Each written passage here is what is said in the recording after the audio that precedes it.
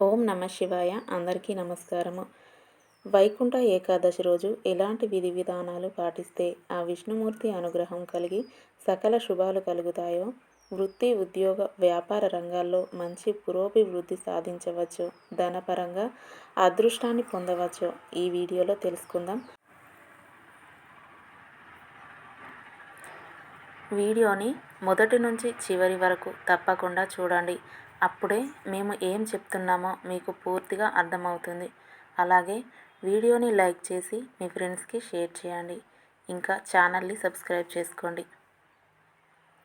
తెలుగు పంచాంగం ప్రకారం ఈ నెల 9వ తేదీ గురువారం మధ్యాహ్నం 12:22 ఏకాదశి తిథి ప్రారంభమవుతుంది. మరుసటి రోజు అంటే జనవరి 10వ తేదీ శుక్రవారం ఉదయం 10:19 వరకు ఉంటుందని పండితులు పేర్కొన్నారు.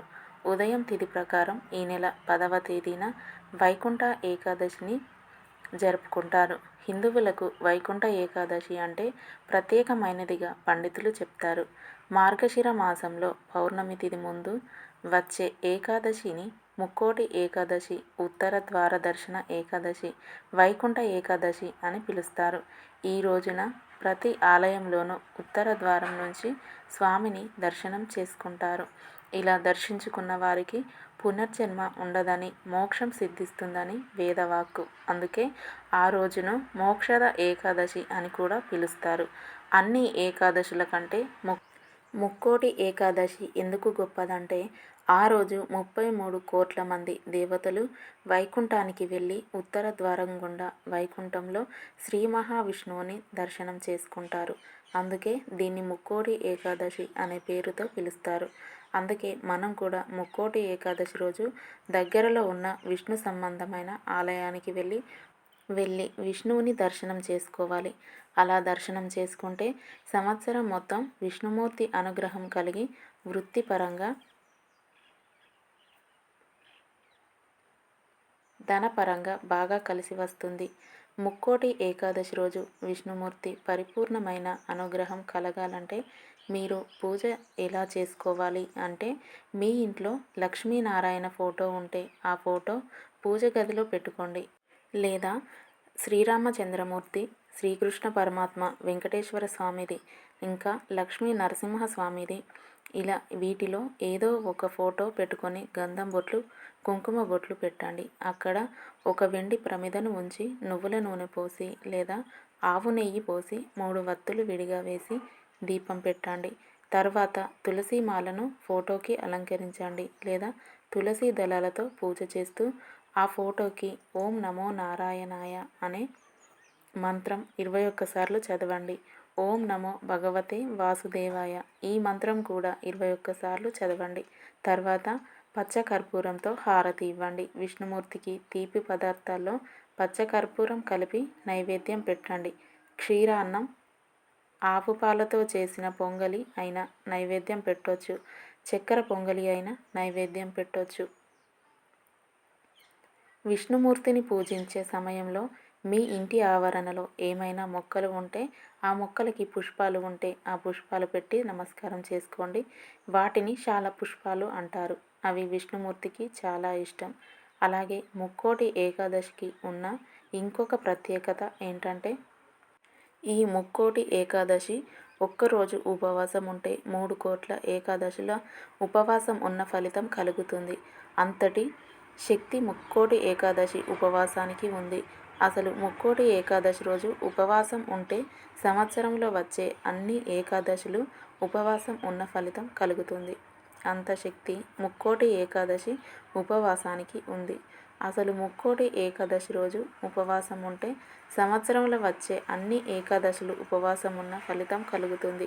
ఆ ఒక్కరోజు ఉపవాసం ఉండాలి. అయితే ఉపవాసం ఎలా ఉండాలంటే, ఆ రోజంతా ఆహారం స్వీకరించకుండా మర్నాడు ఎవరికైనా భోజనం పెట్టి ఆహారం స్వీకరించాలి. అయితే ఇలా ఉండడం ఆధునిక కాలంలో ఉండడం కష్టం. కాబట్టి ఇలా ఉండలేని వాళ్ళు పాలు, పళ్ళు స్వీకరిస్తూ ఉపవాసం ఉండవచ్చు. అలా కూడా ఉండలేని వాళ్ళు ఉడకబెట్టిన పదార్థాలు ఏవైనా ఉంటే అవి తింటూ ఉపవాసం ఉండొచ్చు. అలా కూడా ఉండలేని వాళ్ళకి హరినక్తం ఉండవచ్చు. అంటే ఏంటంటే పగలు తినకుండా రాత్రికి గోధుమ రవ్వతో చేసిన పదార్థాలు అంటే గోధుమ ఉప్మా లాంటివి తినొచ్చు. దీన్నే హరినక్తం అంటారు. అయితే ఉపవాస నియమం అనేది చిన్నపిల్లలకి, వృద్ధులకి, అనారోగ్య సమస్యలు ఉన్నవాళ్ళకి, గర్భిణీ స్త్రీలకు వర్తించదు.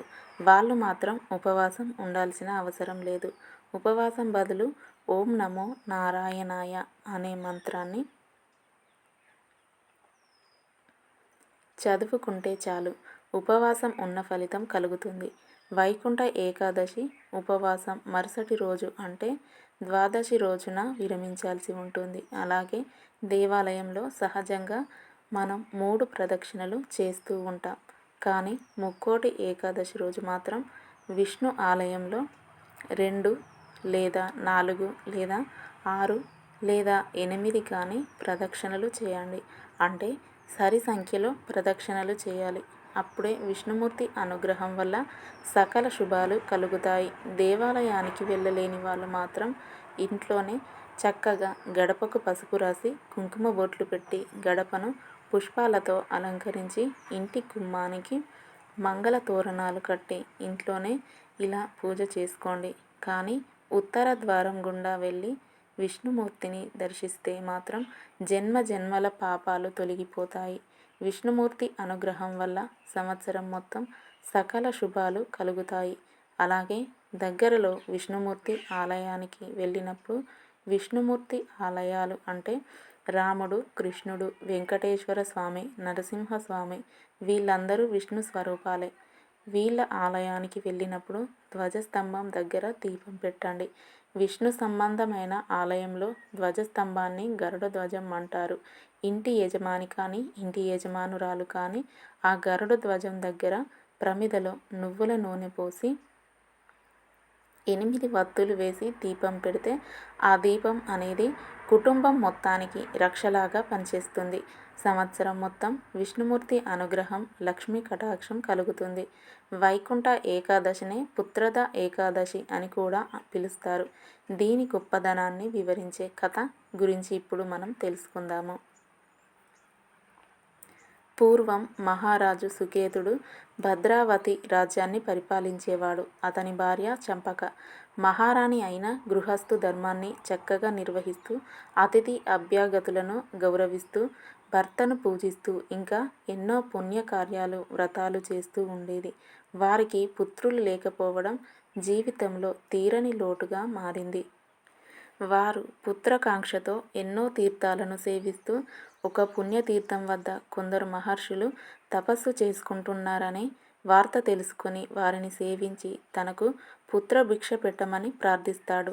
వారు రాజు వేదనను గ్రహించి మీకు పుత్ర సంతాన భాగ్యము తప్పక కలుగుతుందని దీవిస్తూ నేడు పుత్రద ఏకాదశి కావున నీవు నీ భార్యతో ఏకాదశి వ్రతాన్ని ఆచరిస్తే మీ కోరిక తప్పక నెరవేరుతుందని చెప్తారు.